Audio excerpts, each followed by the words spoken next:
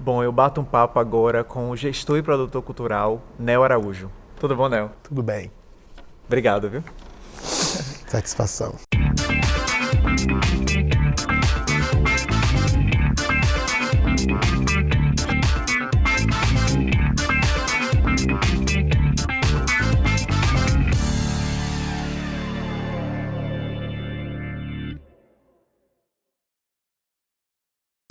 Nel, qual o papel do produtor cultural nas artes cênicas? Olha, eu acho que tem inúmeras funções, né, que a gente pode estar, mas eu acho que a gente pode estar destacando algumas, né, nessa função. Eu acho que eu sempre denomino que a principal função de um produtor é trabalhar a preservação da cultura, né? Eu acho que quando a gente pensa em trabalhar com produção cultural, tem de pensar nessa função da preservação da cultura, né? O segundo é produzir, é realizar, né? Fazer acontecer. Fazer acontecer muito bem, resumiu certamente. E no terceiro é articular, sabe? Um produtor tem de ser muito bem um articulador, sabe? Para fazer tudo isso acontecer. E qual a importância do produtor para um espetáculo, para uma peça de teatro? Eu sempre digo que o produtor é o coração de qualquer produção, né? É ele que faz aquilo tudo ali acontecer, né? Ele vai estar ligado na articulação, na realização, no processo de montagem, né? Então, quando a gente pensa no produtor, o produtor tem de ser extremamente o articulador, né? Tem de estar ali interligado para estar cuidando de todo um processo artístico dentro de um espetáculo. Agora você fala isso não só na busca de patrocínio, mas também... Não, o produtor, se a gente for olhar dentro de uma produção, um produtor ele se divide em diversas camadas, né? Pode ter um único produtor executivo que ele cuida de um espetáculo todo, que ele é ele cuida da comunicação, ele cuida da produção executiva, ele cuida do catering, mas se a gente também for ver, dependendo da amplitude de uma produção, né? Pode ter diversos produtores dentro de um único espetáculo, entende? Então, assim, o produtor ele não só articula a captação de recursos, mas ele articula a relação do espetáculo com o espaço, com a pauta, ele articula o espetáculo com a imprensa, a comunicação, ele articula a mediação entre o espetáculo e o público. Então, o produtor ele tem diversas vertentes, né, de trabalhos dentro de uma única produção.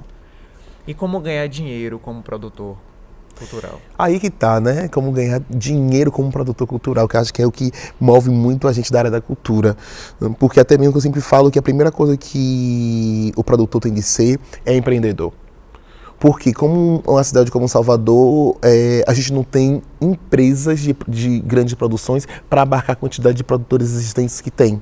Então eu sempre falo que o produtor, ou quem pensa em ser produtor, pensar em ser empreendedor antes. Porque a gente tem que aprender a gerir a própria carreira, fazer o caminho dentro disso. E isso vale para o ator, para o diretor. Hoje você tem que ser mesmo um empreendedor. Tem de ser um empreendedor, exatamente. E ligando a isso, é um produtor que ele queira buscar estar sempre atualizado, né? Sempre está atualizado, buscando outros mecanismos, porque ele sobrevive daquele meio, ele é autônomo. Se ele não pensar em estar se renovando, se atualizando, né? Hoje, por exemplo, no meu tempo de trabalho, um fator de comunicação direta era assessoria de imprensa. Hoje tem rede social. Entende? Então, se ele não se reinventar... Exatamente. Então ele precisa estar ligado a essa atualização constante. E o mercado hoje? Como está o mercado da produção cultural?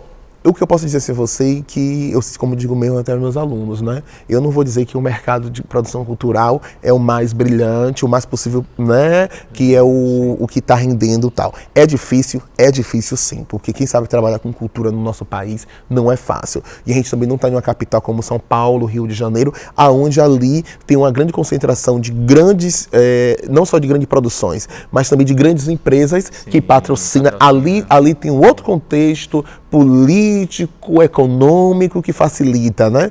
Mas em Salvador, especificamente, não é fácil, porque a gente não tem lugares para abarcar esses produtores. Dá para entender mais ou menos? Deus, sim. Então a gente precisa o tempo todo, é aquela questão que a gente volta, o empreendedorismo, né? Ser autônomo. E uma boa parte de todos os produtores que se formam ou é especializado, eles são autônomos. E o que estudar para ser um bom produtor cultural? Eu sempre digo que a primeira coisa para estudar para para ser um bom produtor cultural, eu acho que não é apenas ser um produtor técnico. Produtor técnico, hoje a gente tem vários, que faz um curso básico de planilha, ponto final. Mas acho que um produtor hoje ele tem até percepção, tem que ter entendimento do que é cultura, do que é manifestação cultural, porque não adianta ele produzir algo se ele não tem entendimento sobre cultura. E aí a gente linka na primeira pergunta que você me fez, né? É a preservação. Um produtor, ele não é apenas um produtor para produzir. Ele também tem missões como preservar, né? Não é fazer um evento por fazer um evento, né?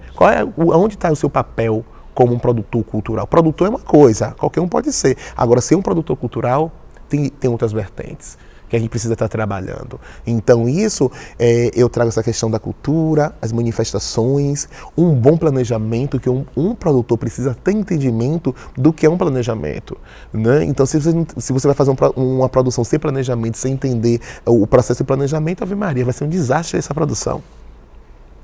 E por último, eu trago muito o olhar da percepção, né? Um produtor precisa ter uma percepção muito bem apurada. E o que você falou também no começo, que eu achei muito interessante, é a questão da habilidade social de articular. Isso. Né? Porque... Na verdade, o produtor, ele, quando a gente fala assim, captação de recursos, a gente só pensa no dinheiro, né?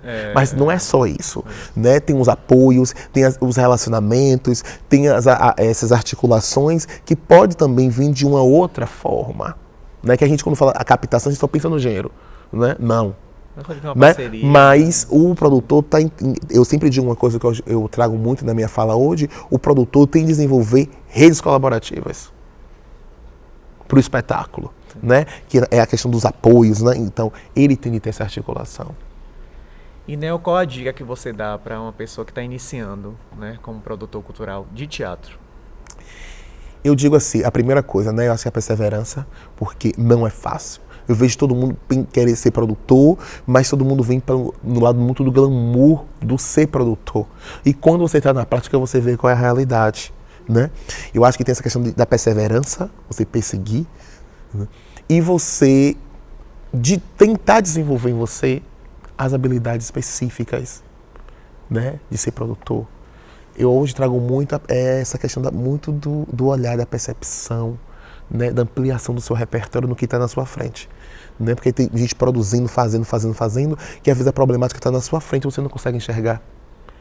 Hoje você é gestor, né, do Teatro Jorge Amado, é gestor do projeto lindíssimo, né, que é o Teatro Escola, que eu faço parte também.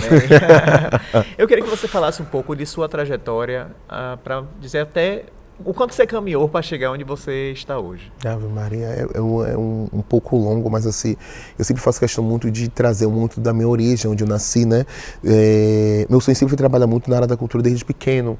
Cresci na comunidade da Gamboa, ali na Avenida Contorno, e consegui adentrar a universidade, me formei em Relações Públicas pela Católica.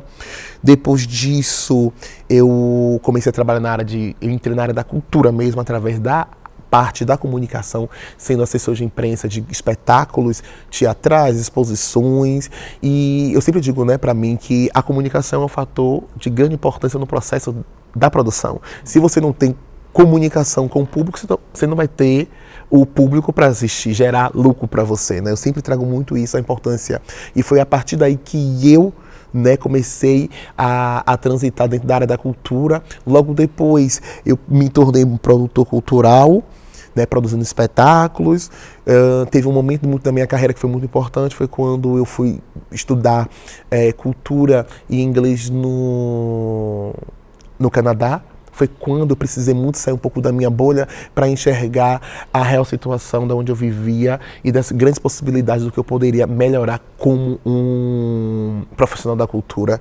E quando eu voltei para assumir a gestão do Teatro Jorge Amado, que já está completando 4 anos hoje, e foi a partir dessa volta minha do Canadá que eu tive uma imersão lá dentro da área da cultura e vim com esse desejo de idealizar, né, uma escola voltada à arte para jovens afrodescendentes, que é a ideia do Teatro Escola, mas uma escola que tivesse como centro o desenvolvimento da arte e da cultura. Como uma escola nos países do primeiro mundo tenha sempre a cultura anexada com a educação. A gente fala muito que a educação e cultura são 2 coisas separadas. Se o Estado principal de formação de uma sociedade que é a escola, se a escola não trabalha a cultura, quem vai educar esses meninos, esses jovens que estão dentro da escola? Então eu vim para construir uma escola que tivesse essa ideia que não é apenas o português, a matemática, a física que é o centro. Não, é a cultura. E uma escola de arte que desse o centro aos estudos da cultura afro-brasileira, né? Que hoje a gente também dentro da escola estamos abraçando a cultura afro-indígena brasileira. Então a gente traz muito isso. E uma escola não pensada para um público específico. Você até, o seu sonho, você queria tanto entrar dentro da escola, né? Porque a gente tem um recorte que é jovens afrodescendentes mesmo, né? Para possibilitar a essa população um acesso de mais qualidade dentro da cultura. Não adianta essa questão de dizer que tá faltando público sim nos espaços. E isso é algo que a gente precisa muito se preocupando. E aí, o que é que um espaço de cultura vai fazer? Eu sempre trago que hoje na minha gestão ao Teatro Jorge Amado, eu trouxe ressignificação. Precisamos trazer a ressignificação dos espaços artísticos, não só, mas eu acredito que todo modelo de qualquer espaço precisa trazer uma ressignificação. E o Teatro Escola hoje é o primeiro teatro escola do Norte e Nordeste, onde a gente pegou um teatro, né, não tirou, mas incorporou uma escola dentro desse espaço artístico para a formação. É um projeto lindíssimo. Pô, muito obrigado. Você, aluno, faz parte aqui dentro. Agora eu quero que você conte uma história inusitada, curiosa ou engraçada dessa sua trajetória aí como produtor cultural. Gente, muito interessante. Eu tenho várias. Mas eu acho que eu vou bem lá no fundo, quando eu comecei a fazer um tributo a Clara Nunes, quando comecei muito minha carreira, eu era muito jovem, né? E eu lembro que a gente divulgou, a gente trouxe o pessoal da Portela, foi o primeiro tributo a Clara Nunes em Salvador. E aí saiu uma nota no jornal, eu tô aqui no teatro trabalhando, daqui a pouco chega uma pessoa, né, eu tenho uma pessoa te procurando. E a pessoa fala assim, como é que você vai fazer um tributo a Clara Nunes e não me convidou? Que tem inúmeros convidados, e eu assim, né, boiando, e perguntando, meu Deus do céu, quem é essa mulher? Meu Deus, não sei pra onde é. E ela diz assim, eu acho inadmissível não me convidar, você sabe quem eu sou? E eu assim, e Kiko. E daqui a pouco ela começou a falar, e aí do nada eu disse, senhora, desculpe, eu não sei quem é. Né, se ela estiver vendo, ela vai lembrar muito bem dessa situação. Né, eu disse, senhora, eu não sei, desculpe, eu não sei quem é a senhora. Você nunca me viu nos jornais? Não, eu disse, desculpe, não tenho.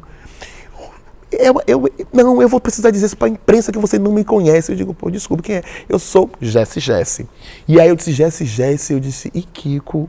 E aí, nessa questão, continuando, né? E Kiko? Ela, mas você então como é? Eu fui esposa de um dos maiores artistas desse país. Eu fiz assim, e Kiko? E eu nada ainda, boiando, sem saber quem é ela, né? E daqui a pouco ela disse para mim assim, sou Jesse, esposa de Vinícius de Moraes.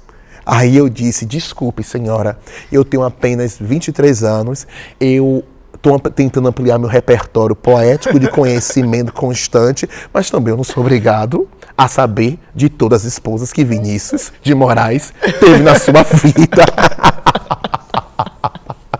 E isso ficou muito conhecido. Até hoje, os artistas que estão dentro, participou do Rio de Janeiro, todo mundo aqui, né? Teve Ana Mameta, todo mundo lembra muito bem dessa história, né?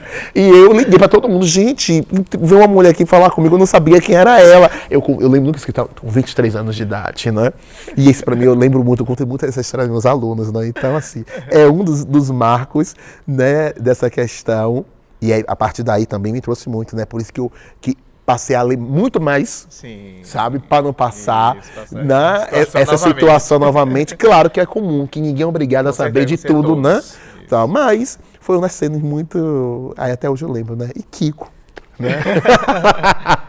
E aqui, Kiko, nós estamos... E aqui, verdade. Muito obrigado, né? Muito obrigado, viu? Sucesso.